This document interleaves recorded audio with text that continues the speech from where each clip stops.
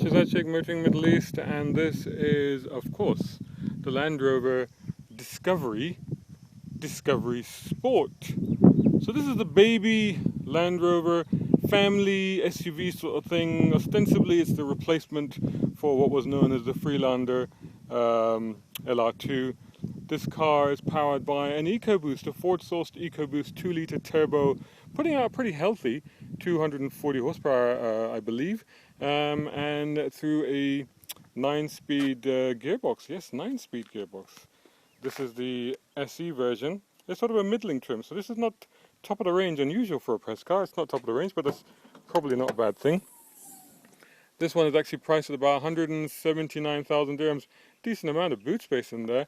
I'll tell you the reason that it's got a decent amount of boot space, and then I'll just show you under here. It's got a full-size spare wheel toolkit and everything, spare wheel and all that. Now the reason it's got, I reckon, a decent size boot space is because these also come in a 7-seat configuration as well. This particular car is a 5-seater, so I reckon to fit the extra seats in there will be very tight. They probably have to take that spare wheel out, I reckon, but without the extra seats it's quite spacious. So as I was saying, prices start at about 159 for these. This one is, I think, 179. It goes up to 199, and top of the range is 229. But you know, even this one gets decent wheels and stuff. Pretty nice as well. 18-inch wheels, so the ride is pretty good. And space in the back without the extra seats. Well, you know, for me, I sat in there and I had no problem at all. I wonder if you'll be able to see that, but you know, I'm 6'2", 6'3", and this front seat is set for me and I have no issues at all, so that's pretty good. So nice and spacious in the front, of course, as you would expect. There's my water there, plenty of space there. There's a charging point for my phone. USB, wasn't a USB in the back, but there is a 12-volt power supply. There's another one there, USB and a power supply in there, and of course an aux as well. It's got the knobby thing that won't come up until I start it, so let's do that. You can see all the bits and pieces coming on. Land Rover is telling you what the car is, just in case you've forgotten, and of course the knob has now come up. So I think it's probably time to just take it for a quick drive. Okay, so let's put it into drive. Twiddle to the right. There's a sport mode as well there.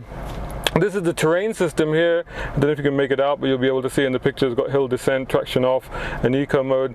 The terrain system is now like this. Instead of a knob of its own as it used to be, it's now a series of buttons. Climate control, dual climate control, CD player, touch control screen there. You got sat nav, which is quite nice on this one. There you go. Phone control, stereo, cameras, so you can see what's behind you. It helps you with parking. It's got parking sensors assist. You can turn that off or whatever. Back to the home setting. It's also got this sort of where is that thing? There was somewhere in there, actually. Okay, I'll have to, maybe I can figure that out later. But somewhere in there is a system which tells you how well you're driving, how much fuel you're using, how much brake, accelerator you're using, how economically you are driving. Well, we have a clear empty road, nothing behind us, nothing in front. So let's see if we can unleash those 240 horsepower and not drive economically at all. Oh, it's a bit slow to start. And here we go, it starts to move, sort of hunting through the gears, I guess. There's the first gear change. It does have paddles here as well, but why would you use those in a car like this? Doesn't really make any sense to me, does it? We've just got to go down this road here, make sure it's clear over there. Yes, it is. Get back onto this freshly made piece of tarmac, which is quite nice. So the engine sounds alright, not too bad. The ride is actually very, very smooth, as I mentioned earlier, with the 18-inch wheels. Performance, as you'd expect, pretty peppy. I suppose you can, that's 9-speed right now, so it's already in 9-speed, it's cruising fine. It's gone back down to 8 actually, it didn't like 9th. I guess it needs that at a higher speed probably. I've got all my trip meter controls. I can pretty much control the stereo, the trip, and everything from right here, and information from this stalk over here. And the fuel economy is actually pretty good. It's showing me now 3 bars where it shows me how much accelerator.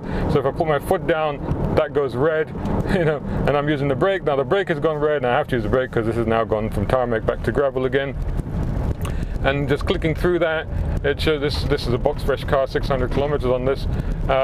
It tells me how far I can go, what I'm currently using in terms of fuel, and my overall fuel usage so far to get up to here to Fujairah today from Dubai. Not too bad at all. I think it was about 10 litre per 100. Not too bad at all. We're now on a bit of gravel, and I think actually I've made a mistake because this piece of gravel doesn't actually go anywhere at all. So let's get out of it. So of course, you know, we're not really off-roading properly. There's a little bit of rough roading, but this is of course what, you know, Land Rovers are supposed to be able to do. This is where they're supposed to be able to shine. But this car is being pitched, of course, as a family car. And it's not a Range Rover, even though the front of the car, to be honest, to me looks more Range Rover-ish than it does Land Rover. And I have an issue with that because I think it blurs the lines a little bit between, you know, what is a Range Rover and what is a Land Rover. To me, the Range Rover is supposed to be, the Range Rover is supposed to be the more upmarket, more prestigious car. Land Rover a bit more functional. This doesn't look as functional or as utilitarian as, for example, an LR3, LR4. This actually looks quite nice and a little bit more modern, a little bit more sleeker. So, you know, to me, it doesn't say, visually, it doesn't say off-road as much as, you know, I would expect a Land Rover to do, honestly. This sort of stuff is fine, you know, a little outing into the wadis or a little picnic or a little bit of light sand duning. I'm sure it can do everything. It's a Land Rover, and you know, it's probably been configured to be able to do anything, almost certainly. But it doesn't really look like that sort of car. So that in mind, keeping that in mind, and you think that, well, I'm just going to avoid.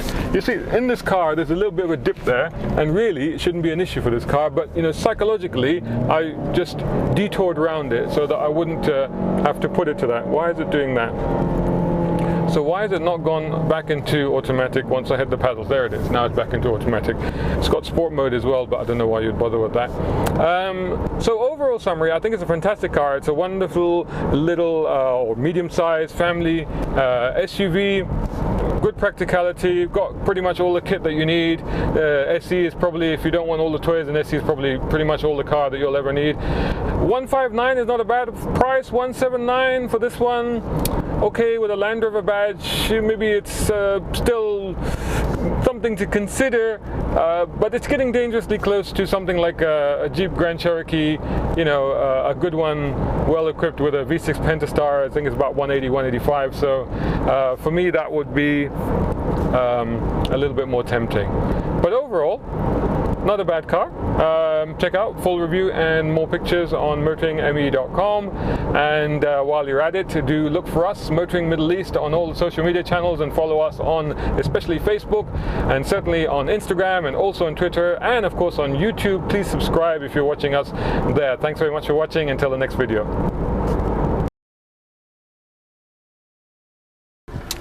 Testing, testing, testing, testing, testing.